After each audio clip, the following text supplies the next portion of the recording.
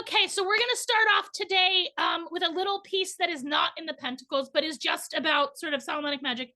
And one of the reasons is that I want to really show how syncretic Solomonic magic is, like how much it blends different cultures.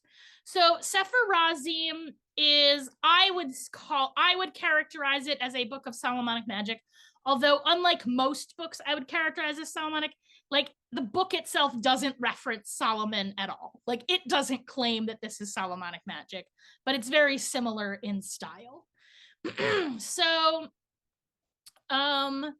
this book was found in a Geniza. We've talked about them a little bit before. I think a Geniza is a kind of a book coffin, basically. So in Judaism, like sacred texts, right? And I'm not going to get too in the weeds about what that means, but basically texts that have certain Hebrew names on them, including basically all of the Pentacles, qualify, right? You can't just throw them out. They're not objects, they're people. And so just like a human body, you wouldn't just like chunk it up and throw it in a hefty bag and put it out with the garbage. Like you would bury it respectfully, or like whether it's burying or not, like depending on your culture, like you would treat the body respectfully the way you would a person's body. Similarly, like sacred texts are understood that way in Judaism. So you basically store them until you can dispose of them in a like respectful way, which is oftentimes being buried in a synagogue, or sorry, buried in a cemetery, right? But instead of burying them, sometimes like you can just kind of temporarily put them in storage until you're ready to bury them. And so this one synagogue in Cairo, for centuries, just like kept theirs in storage. Like they never got around to burying them. They just stored them like indefinitely in an attic, I think, in the synagogue. And so this is like a really valuable like treasure trove of Jewish texts, right? And so it was discovered in the 1960s, right?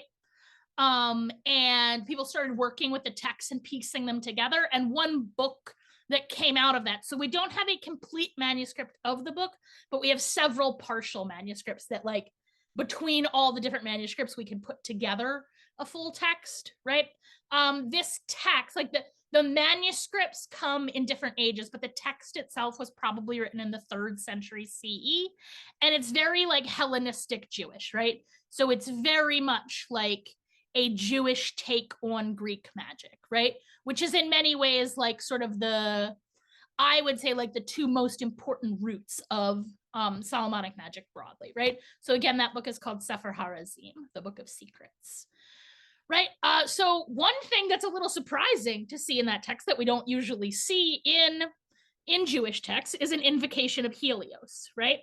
So this text is transliterated from Greek into Hebrew. That is to say, it's not a translation. They took Greek and just wrote it in Hebrew letters, right? The same way that like we often, like particularly in this class, I often take Hebrew and write it in English characters, right? That's called transliteration, right? So this text is a Greek text transliterated into Hebrew in Sefer Razim, and it goes like this: Holy Helios, who rises in the east, good mariner, trustworthy leader of the sun's rays, reliable witness who of old established the wheel, holy orderer, ruler of the axis, Lord, brilliant leader, king, soldier, I name the child of name, present my supplication before you, that you will appear to me without causing fear, and you will be revealed to me without causing me terror, and you will conceal nothing from me, and will tell me truthfully all that I desire, right? I think that is a great summary of sort of like the sun as it appears in Solomonic magic, right?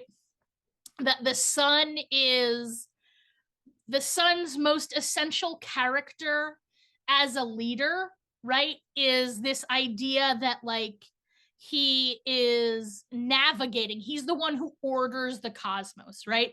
Who like brings rhythm, the rhythm of day and night, right? Who sort of establishes like pattern and order in the world like a leader, right?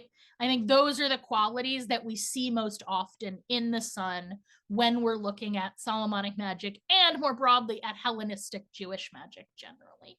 Any questions about that?